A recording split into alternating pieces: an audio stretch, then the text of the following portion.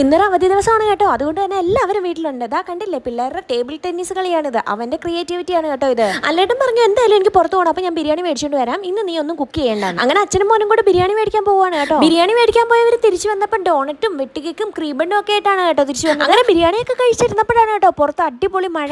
നിങ്ങളുടെ എവിടെയൊക്കെ മഴയുണ്ടെങ്കിൽ കമന്റ് ഇനിയിപ്പോൾ വൈകിട്ടും വെളിയിൽ നിന്ന് ഫുഡ് മേടിക്കുന്നത് അത്ര ശരിയായിട്ടുള്ള നടപടി അല്ലല്ലോ. അപ്പൊ പിന്നെ ഞാൻ വിചാരിച്ചു ഫ്രിഡ്ജ് ചിക്കൻ ഇരിപ്പുണ്ട്, ചിക്കൻ എടുത്ത് നമുക്ക് ഫ്രൈ. അതിനായിട്ട് ഞാനിവിടെ മുളക് പൊടിയും മഞ്ഞപ്പൊടിയും കുരുമുളക് പൊടിയും ഇഞ്ചിയും വെളുത്തുള്ളിയും ചതച്ചതും ഗരം മസാല കുറച്ച് ഉപ്പും തൈരും കൂടെ ചേർത്തിട്ട് നന്നായി മിക്സ് ചെയ്ത് ഫ്രിഡ്ജിലോട്ട് വെക്കാണ് കേട്ടോ. സന്ധ്യാസമയം ആയിട്ടുണ്ടായിരുന്നു. മോൻ വിളക്ക് എത്തിച്ച് രണ്ടുപേരും പ്രാർത്ഥിക്കാണ്. അതിന്റെ ഇടയ്ക്ക് അവന്റെ ചെറിയ ചെറിയ കുരുത്തക്കേടും കാര്യങ്ങളൊക്കെ ഉണ്ട്. ഇവിടെ മിങ്കുക്കുട്ടന്റെ തുണി മടക്കി വെക്കാണ് കേട്ടോ അവൻ തന്നെ. അത്രയ്ക്ക് അങ്ങോട്ട് പെർഫെക്റ്റ് ഒന്നും ആയിട്ടില്ലെങ്കിലും അവരുടെ കാര്യങ്ങൾ കുറച്ചെങ്കിലും അവരവർ ചെയ്തിരിക്കണം. പങ്കുമോളുടെ അവള് നേരത്തെ തന്നെ മടക്കി വെച്ചിട്ടുണ്ടായിരുന്നേ.